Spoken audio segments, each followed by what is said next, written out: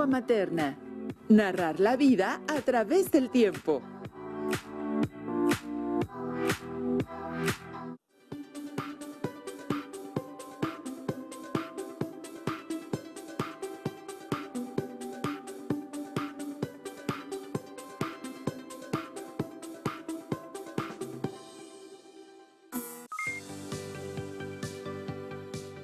Qué gusto encontrarnos por aquí de nuevo. Soy Enrique Rodal y les doy la bienvenida a las alumnas y alumnos de lengua materna de segundo grado de secundaria.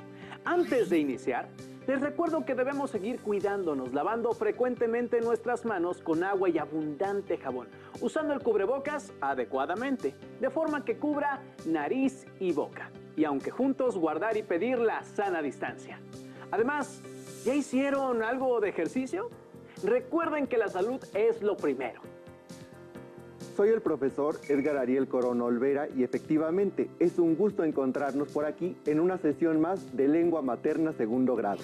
Hoy hablaremos sobre narrar la vida a través del tiempo, es decir, recuperaremos cronológicamente los momentos más relevantes en la vida de una persona que reconocemos por su destacada labor en nuestra sociedad. Justamente, revisaremos cuáles fueron los momentos más importantes en la vida de algunos personajes, las etapas y los trayectos más significativos en que han contribuido de alguna u otra forma a nuestra sociedad, y por ello es importante conformar su biografía. Es importante recabar ciertos datos como la época en que vivieron o las fechas en que nuestros personajes fueron testigos de diversos sucesos históricos, hechos personales o de ciertos acontecimientos universales. ¿Listas y listos? Pues bien, iniciemos. En esta sesión, nuestro aprendizaje esperado es escribe un texto biográfico, con el propósito de narrar de forma cronológica la historia de un personaje, lo que nos llevará a recopilar de manera cronológica los hechos, acontecimientos y logros cruciales de esas vidas singulares y de las que hemos elegido hacer la biografía. Los materiales que van a necesitar para esta sesión son su siempre confiable cuaderno y lápiz o bolígrafo para que puedan tomar notas. También podría ayudarles tener a la mano su libro de texto. Recuerden que todo lo que vean en esta sesión es para reforzar su conocimiento, así que les recomiendo llevar un registro de las dudas, inquietudes o dificultades que les surjan durante la sesión, las cuales podrán resolver al momento de consultar su libro de texto y revisar sus apuntes. Para iniciar, vamos a conocer o a recordar algunos aspectos de personajes destacados de los que se podrían interesar para hacer una biografía. ¿Les parece? ¿Reconocen al personaje que aparece en esta imagen? ¿Saben a qué época vivió o algo de su vida? Ah, sí, es Mahatma Gandhi, quien fue conocido por ser un luchador social, defender la paz y lograr la independencia de la India. Así es, fue un personaje que se caracterizó por su compromiso con la sociedad, su comprensión hacia el otro y la preocupación de que su pueblo contara con mejores condiciones de vida. ¿Vamos con la siguiente? Creo que podría ser alguien dedicada a la danza, pero no recuerdo su nombre. Se trata de la bailarina, coreógrafa y fundadora del Ballet Folclórico de México, Amalia Hernández, quien pusiera muy en alto el baile folclórico de nuestro país en el mundo. En estos dos ejemplos tenemos, por un lado, a un pacifista y, por el otro, a una coreógrafa. Ambos, en su campo, aportaron algo valioso a la humanidad y de los cuales podríamos realizar textos biográficos. Pero también podríamos escribir sobre la vida de personas cercanas a nosotros, como nuestros abuelos, un artesano que admiremos o alguien que ha hecho cosas importantes en nuestra comunidad. Todos tenemos personajes que llaman, nuestra atención. Por ejemplo, un cantante, una actriz, una escritora o escritor, un deportista. Esas personas que admiramos nos invitan a querer conocer su trayectoria y cómo han conseguido sus logros a lo largo de su vida. Los textos biográficos son una manera de recuperar y guardar para el futuro aquellas vidas que no sean, importantes. Así es, en la elaboración de un texto biográfico debemos poner atención a la narración cronológica, que es un elemento fundamental. Maestro, ¿y es forzoso que las biografías se narren de manera cronológica? Es lo ideal, pues al hacerlo así, podemos narrar de forma ordenada los acontecimientos que le sucedieron a un personaje y le facilitamos al lector encontrar los puntos de interés y enterarse de sus logros, dudas, incertidumbres y acontecimientos inesperados. También nos sirve para delimitar y ordenar aquellos sucesos que nos parezcan más relevantes. Por esa razón, debemos elegir preferentemente los acontecimientos de interés común para lectores o escuchas. ¿Qué les parece si ahora, para tener una idea más puntual sobre la biografía y su escritura de forma cronológica, nos acompañan a escuchar al doctor Pedro Ángel Palou, escritor destacado por sus obras que relatan la vida de forma novelada de personajes históricos, entre ellas Zapata, de 2006, Morelos, Morir no es nada, de 2007, o No me dejen morir así, Recuerdos póstumos de Pancho Villa, de 2014. Les pedimos tomar nota de las ideas más relevantes. ¿Listas y listos? Bien. ¿Qué es lo primero que tenemos que hacer al escribir una biografía? Cuando escribimos una biografía, el primer problema es establecer una cronología fidedigna. Todas las fechas que nos parezcan importantes. El segundo problema es, una vez establecida esa línea del tiempo, investigar en estos huecos que la historia deja. No lo que ya sabemos, no lo que ya está, digamos, casi grabado en piedra del biógrafo, del biografiado, perdón, sino todos esos momentos en que no conocemos la respuesta. Sea porque hay zonas oscuras de la vida de esa persona, por ejemplo, no sabemos en el caso de Pancho Villa, salvo que se fue después de haber dejado la hacienda intentando proteger a la hermana del hacendado y del derecho de pernada, y encuentra esta banda de forajidos, de avijeros, robavacas, cuyo jefe es el verdadero Pancho Villa. Este personaje, que todavía se llama Doroteo Arango, se une a esta banda de forajidos, pero no sabemos mucho qué pasa en esos años. Sabemos, por ejemplo, en el caso de Morelos, que se vuelve arriero en Apatzingán, que va y viene entre Apatzingán y Acapulco, pero tampoco sabemos mucho de esa vida, tenemos que especular, hasta que, obviamente, se une a la Revolución de Independencia y al cura Hidalgo. Estos momentos son los momentos más interesantes para el biógrafo, encontrar los huecos de la historia e intentar llenarlos a través de otros documentos, otros actores de la época y la propia investigación histórica. ¿Lograron tomar nota de los aspectos importantes que debemos considerar para iniciar la escritura de un texto biográfico? Profesor, bueno, tengo otra pregunta. ¿Todas las biografías inician con el nacimiento de nuestro personaje elegido o hay variaciones? Escuchemos lo que nos tiene que decir acerca de este aspecto el doctor Pedro Ángel Palou. Se pueden narrar las biografías cronológicamente, es decir, el investigador sí tiene que hacer una cronología lineal, pero la forma de escribir la biografía no necesariamente es lineal. Puedes tener estrategias de la narrativa de ficción para escribir una obra de no ficción. Por ejemplo, si en una novela tú empiezas a la mitad y haces flashbacks, haces pequeños recorridos hacia atrás, es más fácil que tu lector entienda a un personaje. Por ejemplo, en mi caso, yo escribí Pobre Patria Mía, la novela de Porfirio Díaz, sobre los últimos 4 años de su vida, 4 años y medio. Después, casi el día anterior, o la noche anterior a que se vaya de su casa de la Ciudad de México a Veracruz y tome el Ipiranga.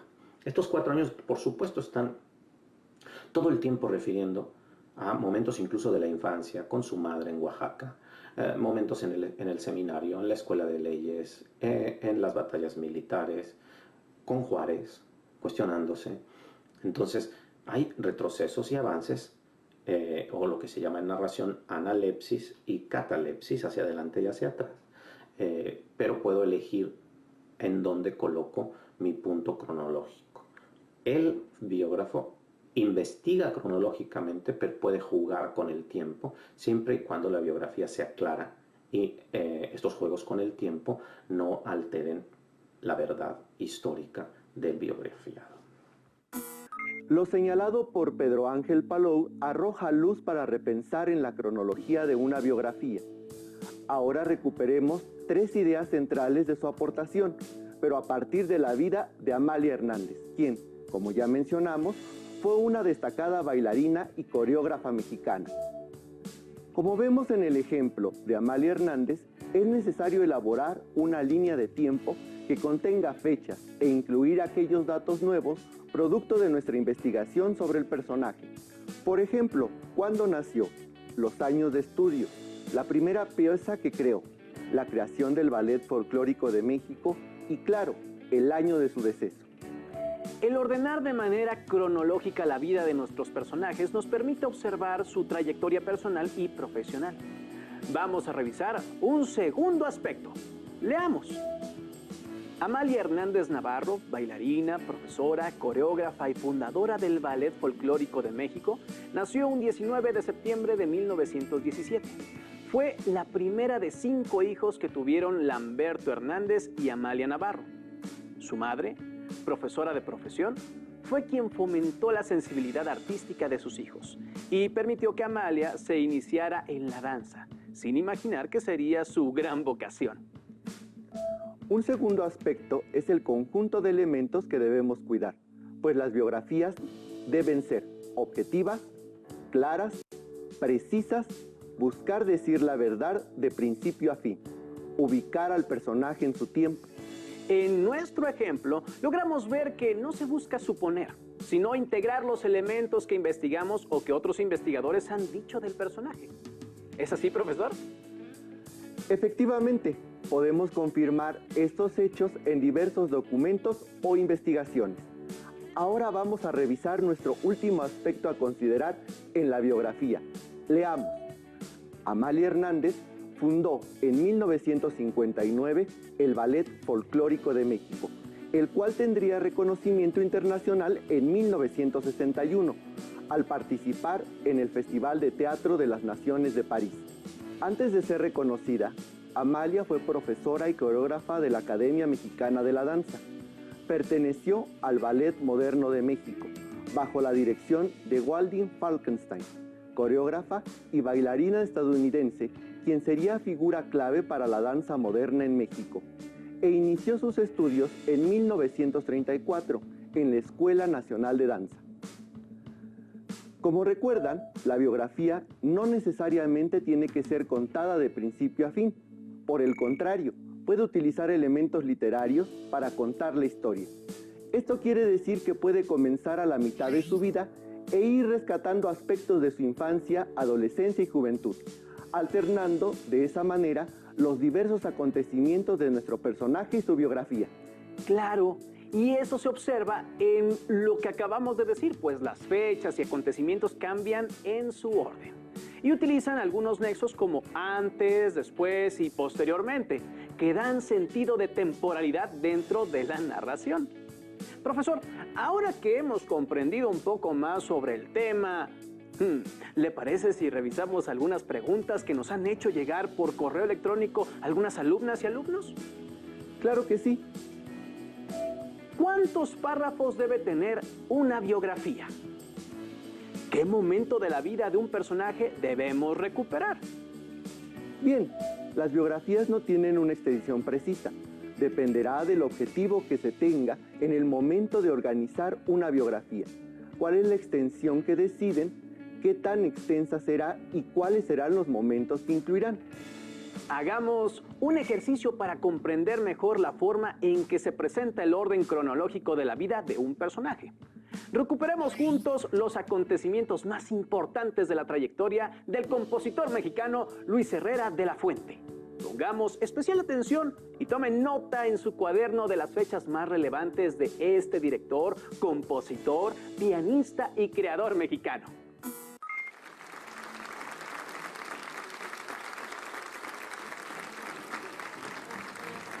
Luis Herrera de la Fuente nació el 25 de abril de 1916. Como músico, su primer sueño fue convertirse en compositor, pero llegó más lejos. El director de orquesta, quien vivió 98 años, fue, como gestor de instituciones musicales, parte esencial de la historia artística y humanística de México durante el siglo XX. Quiero pensar que esas generaciones lo han de recordar como una persona que aportó mucho a la música en México desde el punto de vista de las orquestas, y en Jalapa también porque fundó allá una escuela de música. A los 7 años comenzó a estudiar piano y a los 11 escribió su Fantasía en do menor para piano. Ingresó a la Facultad de Música de la UNAM, donde se formó con Estanislao Mejía y cursó estudios de armonía y orquestación con Rodolfo Halter. Estudió violín y canto. En 1948 viajó a Zúrich, Suiza, para estudiar dirección de orquesta. Organizó y dirigió en 1945 la Orquesta de Cámara de Radio Universidad, en 1952 la de Bellas Artes. Durante 18 años estuvo al frente de la Orquesta Sinfónica Nacional. Creó la Filarmónica de las Américas y dirigió a las orquestas sinfónicas de Jalapa, Jalisco, Minería y a la Filarmónica de la Ciudad de México. En 1992 fue director del Festival Internacional de Música de Morelia y fundó el Coro Nacional de México. Estuvo al frente de orquestas internacionales como la Sinfónica de Perú, de Chile y de Oklahoma. Los maestros de uno son las orquestas. Mi maestra fundamental fue la Orquesta Sinfónica Nacional, ¿no? Allí entre barbaridades y aciertos y conversaciones y ver lo que está pasando y ver cómo se responde, pues uno va haciendo la técnica de la dirección, que es una cosa absolutamente personal, tan personal como el ademán cuando platicamos. En 1943 se casó con Victoria Andrade, con quien tuvo 4 hijos. Luis Herrera de la Fuente fue un hombre generoso y con gran sentido del humor. Lo conocí bien y evidentemente todo el mundo admira su capacidad como director de orquesta o su capacidad como organizador y como músico, pero yo también valoro y siempre quise mucho su bonomía, su sentido del humor. Como compositor, escribió Fronteras, la sonata para cuerdas, 2 movimientos para orquesta, La Estrella y la Sirena y la Segunda Sinfonía. En su cumpleaños 95 se regaló un par de piezas de su autoría al dirigir a la Filarmónica de la Ciudad de México. Aquel 2011 fue la última vez que encabezó a una orquesta. Se dio tiempo también para publicar ensayos y memorias. En 1998 apareció La música no viaja sola, una revisión de su infancia, su debut como pianista y director de orquesta. En 2001 reunió pensamientos y aforismos en Notas Falsas. Recibió premios y condecoraciones en México y en el extranjero, entre estos el Premio Nacional de Ciencias y Artes en el área de Bellas Artes en 2005 y la Medalla José Vasconcelos. En conmemoración del centenario de su natalicio, la Orquesta Sinfónica Nacional estrenará su 3ª sinfonía, la cual completó pocos meses antes de su muerte. Luis Herrera de la Fuente falleció el 5 de diciembre de 2014 y trabajó para la música hasta sus últimos días. A días de morir estaba terminando, no sé si la pudo terminar, la 3ª sinfonía. Eso quiere decir que su mente, incluso en una edad en donde la mayor parte de la gente ya lo que piensa simplemente es descansar, él estaba activo y escribiendo una sinfonía, ¿no? Entonces, y creo yo sabiendo que él no la podría haber estrenado, ¿no? Entonces, esta actividad febril de la mente del director es, creo yo, que una de las partes esenciales de lo que debe tener un director de orquesta.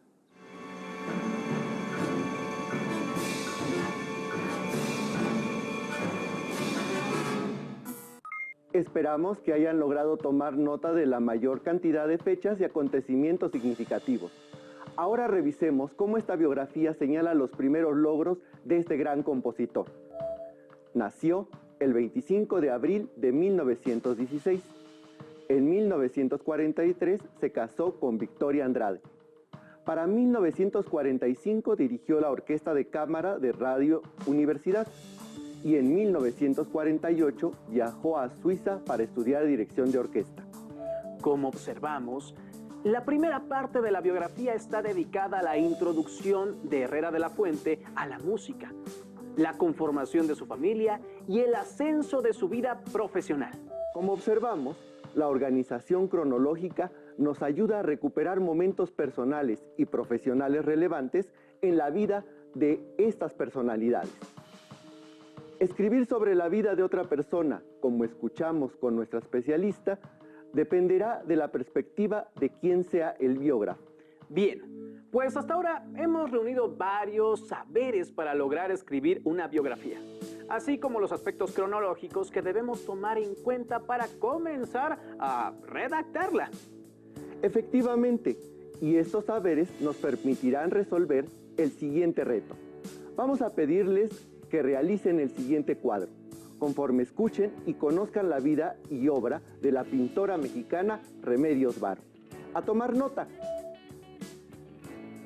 Primero observen este recuadro en donde dice fecha y que tiene solo un año, pues los otros 3 deben agregarlos ustedes. Y en el apartado que dice hechos es donde debemos agregar solo un dato. ¿Ya han tomado nota de este cuadro? Y para que puedan realizar el llenado del cuadro, escuchen la biografía de Remedios Varo. Remedios Varo. María de los Remedios Alicia Rodriga Varo y Uranga es su nombre completo, oriunda de Anglés, España, donde nació el 16 de diciembre de 1908. Llegó en 1941 a México huyendo de la Segunda Guerra Mundial. Tenía 33 años. Desde muy joven, Remedios Varo mostró interés por las artes plásticas. ¡Qué interesante la vida de esta pintora! Además, ¿se imaginan qué momento tan complicado tuvo que vivir al huir de la Segunda Guerra Mundial? Sí, momentos realmente difíciles. Esos datos pueden ser relevantes para darnos cuenta del por qué se le considera una gran personalidad en las artes de nuestro país. Veamos otros aspectos de la vida de Remedios Varo. Estudió en la Academia de San Fernando en Madrid, España. Al terminar se trasladó a París durante un año y regresó a su ciudad en 1932. Para 1941, ya junto con el poeta francés Benjamin Peret, viaja nuevamente a París a continuar su trabajo artístico, exposiciones y reuniones junto a los surrealistas. Pasaron 10 años para que volviera otra vez a París. Profesor, ¿de esta manera podríamos señalar aspectos de su cronología entre un primer momento y otro?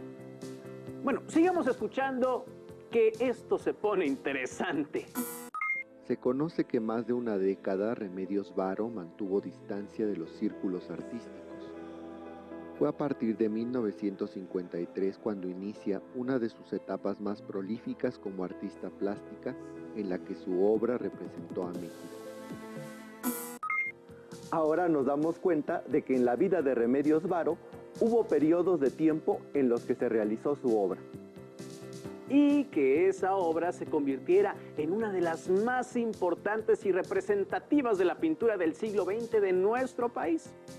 ¿Qué les parece si ahora revisamos la última parte de la vida de nuestra autora? Compartió su trabajo junto a pintoras como Leonora Carrington y Frida Kahlo.